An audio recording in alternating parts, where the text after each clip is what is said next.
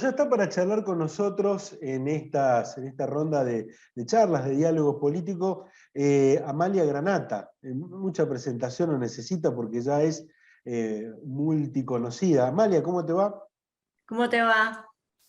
Bien, bien. Bueno, la idea es charlar de distintos temas en este momento que nos das y por supuesto desde ya te agradecemos. Amalia, ya pasaron 16 meses desde que asumiste como diputada provincial. Bueno, en principio, ¿cuál es el balance que has hecho?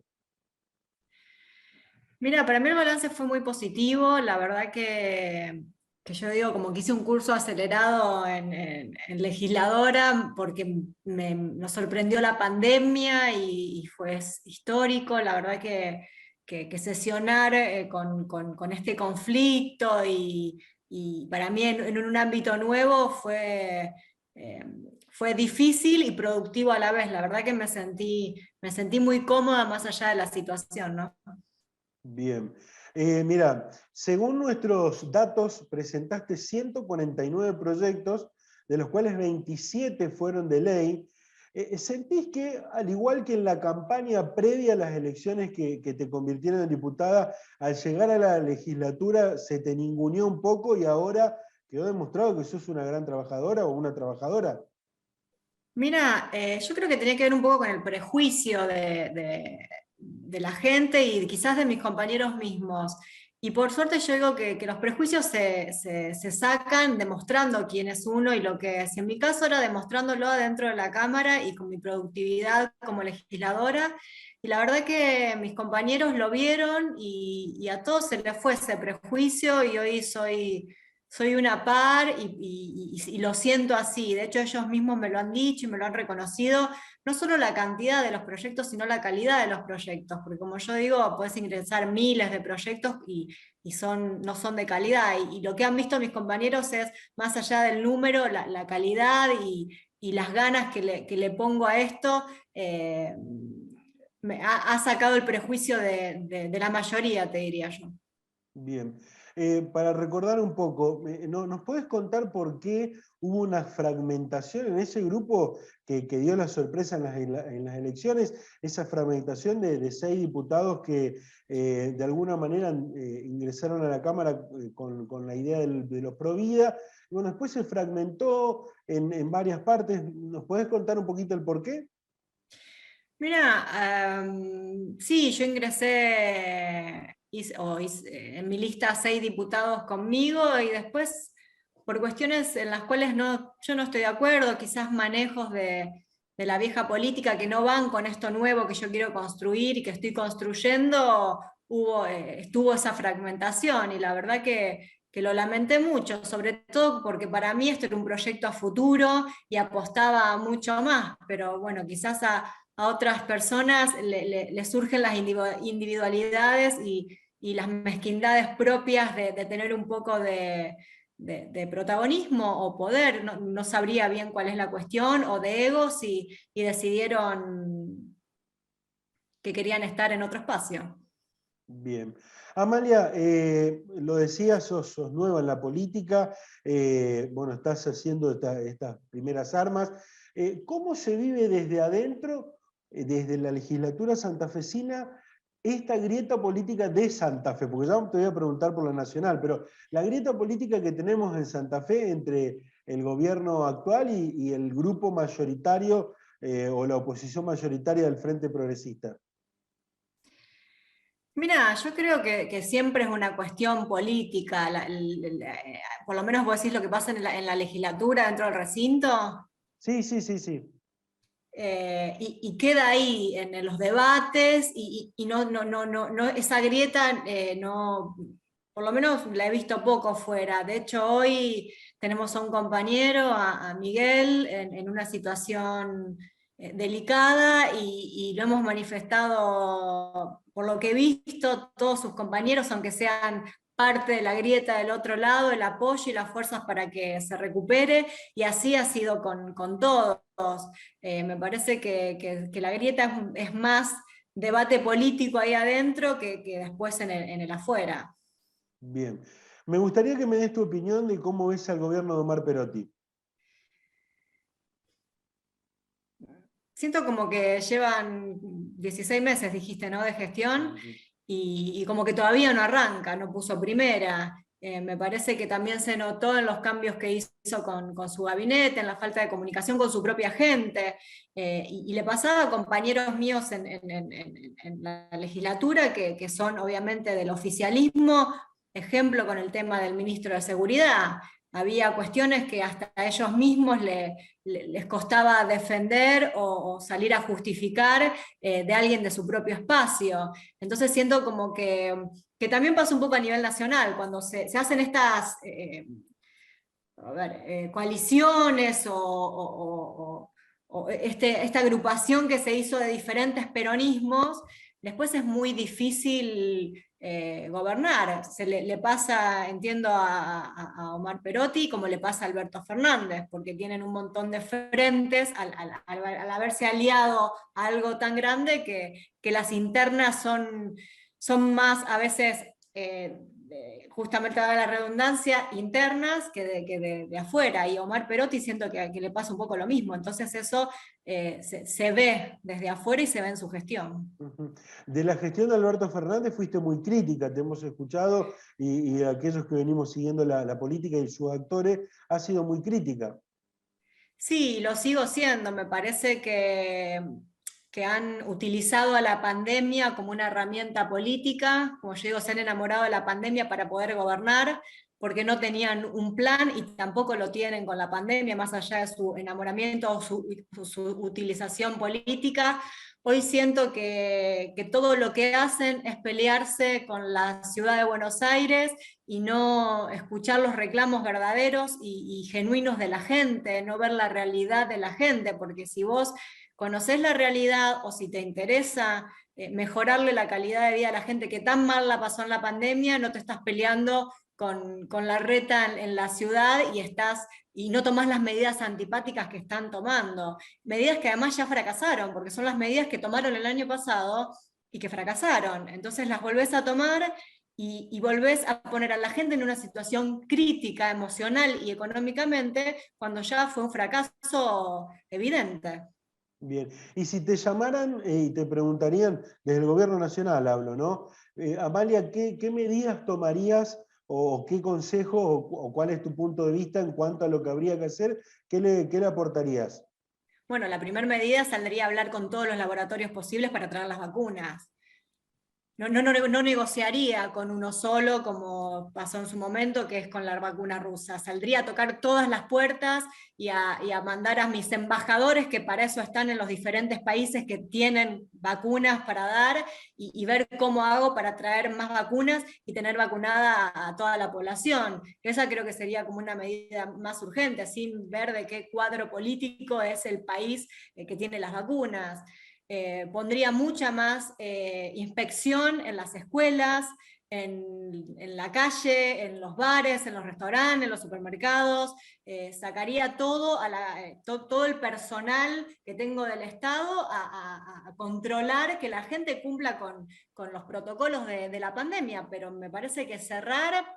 ¿Por qué va a pagar un restaurante el costo de que una cervecería tenga a toda la gente amuchada si ese restaurante sigue los protocolos y actúa como el presidente dice que hay que actuar en la pandemia? ¿Por qué le corto el trabajo a ese señor que necesita llevar el pan a su casa porque otro está haciendo las cosas mal? O porque haya fiestas clandestinas, voy a cerrar la circulación de la noche cuando a la noche hay gente que también está trabajando para llevar la comida a su casa.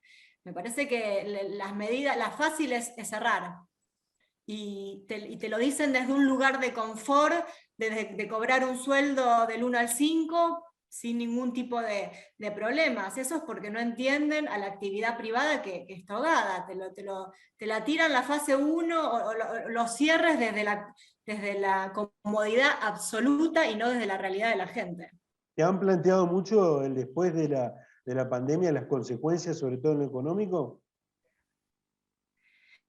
Y la gente está preocupada, sobre todo si tiene que volver a cerrar porque ya no sabe cómo reinventarse. Porque el año pasado, bueno, se cerró, la gente sacó créditos, pidió plata prestada a amigos y pudo como soportar esa presión y reinventarse. Pero si se vuelve a cerrar, o ya muchos están cerrando, ya la gente no sabe a quién pedirle ayuda, a quién pedirle un crédito, porque tienen además una deuda del año pasado. Entonces es bastante preocupante la situación si su único plan son las restricciones y cerrar. Bien. Dijimos antes en la entrevista que, bueno, íbamos a ir tocando distintos temas. Hubo un tema que te tuvo como protagonista de cerca, como lo fue el aborto, el tema del aborto, en tu caso el antiaborto o el cuidado de las dos vidas. ¿Cómo se continúa trabajando con la ley del aborto legal ya sancionada en el tema? ¿Cómo se puede continuar trabajando? Bueno, mira, la ley ya está y está, lamentablemente, por más que nos duela. Yo creo, a ver, y lo he hablado también con la militancia, de cómo abordar y seguir con nuestra defensa de la vida, ¿no? A ver, y lo aplico también en mi vida. Cuando hay algo que sucede que es malo, como en este caso para nosotros esta ley que es algo malo y que es algo que ya está y no se puede cambiar, por lo menos por un par de años, eh, buscarle el lado de cómo podemos revertir esa situación, en nuestro caso es a través de la comunicación, del diálogo, de la información, de concientizar a los jóvenes, sobre todo a los que están del otro lado, y explicarles cuáles son las consecuencias de realizarte un aborto, como lo hemos venido haciendo. Hablar con los adolescentes, seguir llevando esta información, esta comunicación o a las escuelas o a los grupos de chicos más chicos o a mujeres que piensan del otro lado, del pañuelo verde, tratar de que entren en razón, y yo creo que la información es la mejor herramienta para tomar una decisión correcta. Entonces, si tienen la información correcta de lo que es un aborto, y mostrarles también que el aborto legal mata, porque hace 2 semanas murió, mirá qué paradoja, ¿no? Una ferviente militante, que era funcionaria, que era militante del radicalismo en Mendoza, y fue militante del aborto, y se fue a hacer un aborto legal y murió. Ella y su bebé, claramente.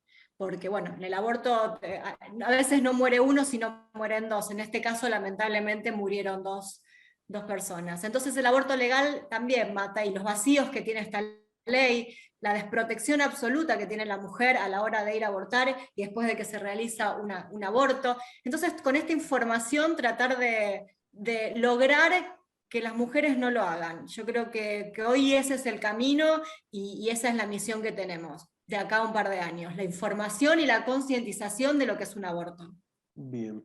La legislatura santafesina sintió un cimbronazo, sobre todo a fines del año pasado, con la causa del juego clandestino que fue, bueno, llegó a nivel nacional, con todas sus implicancias, que involucró a la política santafesina. ¿Cómo lo ve usted? Y bueno, ¿y qué posición, si tiene alguna posición formada? Mira, hay una causa judicial y entiendo que es donde tiene que esto derivar y que actuar la justicia. Está en su proceso de investigación, y así prefiero mantenerme hasta que la justicia obviamente dé un dictamen o un veredicto. Sí, obviamente uno sigue el tema por los medios o por lo que se habla, pero entiendo que la justicia deberá actuar en consecuencia, y el que sea culpable deberá pagar. Bien. La encontramos también muy preocupada con respecto a la seguridad, algo que tiene que ver con la justicia porque va en muchos casos de la mano. ¿Es así? Ya no está más Marcelo Saín, pero siguen habiendo casos en la provincia de Santa Fe, por ejemplo, de inseguridad y sobre todo de muertes, ¿no? ¿Cómo lo ve? Sí, mira, a ver, tampoco es un tema que porque cambie un ministro se va a resolver de un día para el otro. Esto es una gran reforma estructural que hay que hacer, y el ministro asumió creo que hace un mes o un poco más menos, no sé exactamente la fecha. Hay que darle, entiendo, como un tiempo para que pueda organizar y mostrar un plan de gestión. Lo único que te puedo decir es que con este nuevo ministro ha habido un acercamiento de parte de los legisladores y hay voluntad de diálogo. El ministro está dispuesto a venir a dialogar con nosotros. Yo pertenezco a la Comisión de Seguridad, la cual hemos convocado al anterior ministro y no ha venido, se ha negado a venir o ha puesto pretextos para no hacerlo. Y en este caso es diferente, sé que hay una intención de venir y dialogar con nosotros, así que hay que darle, entiendo, un tiempo para ver, y también esa charla con nosotros, donde le presentaremos nuestras inquietudes acerca de cuál será su plan de gestión para la seguridad, ¿no? Así que entiendo que la gente sigue muriendo todos los días por un celular o por una balacera de una guerra narco, y me parece terrible. Desde mi lugar, yo, bueno, el año pasado presenté 17 pedidos de informes al ministro Sahin, de los cuales no me ha respondido ninguno, y no sé si es la palabra esperanza, pero quizás este nuevo ministro sea diferente y gestione mejor o de otra manera. Así que vamos a guardar un tiempo y la llegada del ministro a la Cámara, a hablar con los legisladores para ver cómo podemos continuar. Bien. Amalia, en algunas declaraciones ha dicho que usted no representa a la casta política, pero entiendo que hay sectores que la quieren como candidata nuevamente en estas próximas elecciones de este año, ¿no? ¿Cómo lo ven? Sí, a ver, me quieren como candidata desde hace ya bastante tiempo que me vienen llamando, y la verdad que yo he tenido reuniones con muchos espacios y no tengo por qué no tenerlas. Los he escuchado a todos, sus propuestas o sus inquietudes. Yo estuve muy abocada a mi labor legislativa, y esto no es un cliché ni algo para... Ustedes lo han visto, he presentado más de 140 proyectos y me ven constantemente en mis redes haciendo actividades o recorriendo instituciones o barrios. La verdad que no sé qué va a pasar con las elecciones en este año, y cuando se sepa cuándo van a ser, ahí tomaré una decisión, si participaré yo, si participará alguien de mi espacio, y a qué, y en qué rol ubicaremos a esa persona. Pero la verdad que todavía no tengo ninguna decisión tomada al respecto. ¿Se ve más cerca de las políticas e ideas del Frente Progresista, de Santafesino o de Juntos por el Cambio? Mira, a ver, más que nada el tema del aborto es un tema que me separó obviamente con el Frente Progresista, pero bueno, hay gente dentro de Juntos por el Cambio que también votó a favor del aborto. Yo creo que ese fue como un tema quizás barrera entre los espacios y mi persona o mi espacio. Hoy ese tema ya está votado, ya no es que no sea un tema, pero ya está. Y en algunas otras cuestiones tengo coincidencias, como también tengo diferencias, pero siempre sé que se pueden dialogar y se pueden llegar a un acuerdo. Yo lo conté en varios lados, yo presenté un proyecto de adopción y me lo han firmado en su momento de todos los espacios, del socialismo, del radicalismo, de Juntos por el Cambio, me lo han acompañado. Entonces me parece que es cuestión de sentarme a dialogar en los puntos que a lo mejor no estamos de acuerdo, y tratar de llegar a un acuerdo o no. La verdad que no sé si me veo cerca de uno del otro, pero siento que puedo dialogar con ambos espacios. Sabe que en las mesas de rosca política se hablan de las candidaturas, hay quienes no quieren hacerlo, pero en las mesas de rosca se habla de las Sí. candidaturas, se hablan de tal o cual encabezando, y en todas las mesas de rosca política está el nombre de Amalia Granata por la performance que ha tenido bueno, en las elecciones de hace 2 años, 2019. Por ejemplo, ¿le gustaría integrar una fórmula para el Senado de la Nación? Sí, ¿por qué no? Sí, me parece que quizás mi rol a veces puede, de hecho genera confusión. Mucha gente se cree que soy diputada nacional, o me pasa mucho, yo, bueno, ahora por la pandemia no, pero recorro no solo la provincia de Santa Fe, sino otras provincias, viajo mucho a Tucumán, Salta, Jujuy, Corrientes, y la gente cree, de hecho, y me pide cosas como si yo fuese una legisladora nacional. Eh, la verdad que me tendría que sentar a analizar y ver, pero no es una opción que descarto. Bien, y el rol de los actuales senadores nacionales, ¿cómo lo ve? Y están en una situación complicada porque tienen una presidenta del Senado a veces bastante compleja, que les corta el micrófono, que es un poco autoritaria, y bueno, será cuestión de ponerle fuerza y mucha voluntad a ese rol. Entiendo que es lo que están haciendo ahora. Bien. Amalia, ¿y cuáles son los temas en la agenda de la campaña electoral, en la agenda de la campaña electoral nacional y que atraviesen en la provincia de Santa Fe que no podrían faltar, que según su óptica no podrían faltar? Bueno, el tema de la seguridad me parece que es un tema que no puede faltar.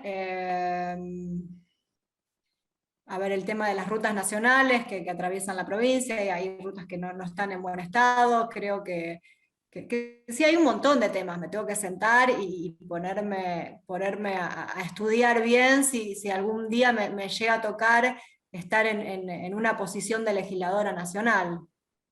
Bien. Bueno, por supuesto que desde ya le agradecemos. Y bueno, no sé si por allí quiere agregar algo a esta entrevista. Bueno, hay un montón de temas y seguramente nuestro primer contacto ha sido muy difícil por allí en la agenda. Sabemos que tiene una agenda complicada. Desde ya le agradecemos a Álvaro también que nos ha hecho las gestiones. Y si quiere agregar algo, allí está la cámara y el micrófono. No, mira, más que agregar, decirle a la gente que nosotros tenemos una página de Facebook y que si tienen alguna inquietud sobre nuestro espacio o quieren acercar algún proyecto, porque me ha pasado que mucha gente nos acerca a sus proyectos y lo podemos ver y transformar e ingresar a la legislatura, que lo hagan, que estamos abiertos obviamente a escuchar a todos y a recibir a todos. Así que creo que esa es mi mejor manera de poder destacarme como legisladora, atendiendo los reclamos de la gente y trasladándolo a mi labor, que es hacer proyectos y presentarlos. Hoy, bueno, la semana pasada tuve la satisfacción de visitar varias instituciones en la ciudad de Santa Fe, y ya no solo ir a visitarlos como cuando hacían campaña, sino ir a visitarlos con proyectos ya ingresados que tenían que ver con la actividad de cada institución. Así que se metan en Facebook, que nos escriban y bueno, ojalá podamos ayudar a todos los que nos solicitan. Amalia, muchísimas gracias por la atención, muy amable, y seguramente tendremos algún otro contacto durante el año. Dale, gracias, un beso.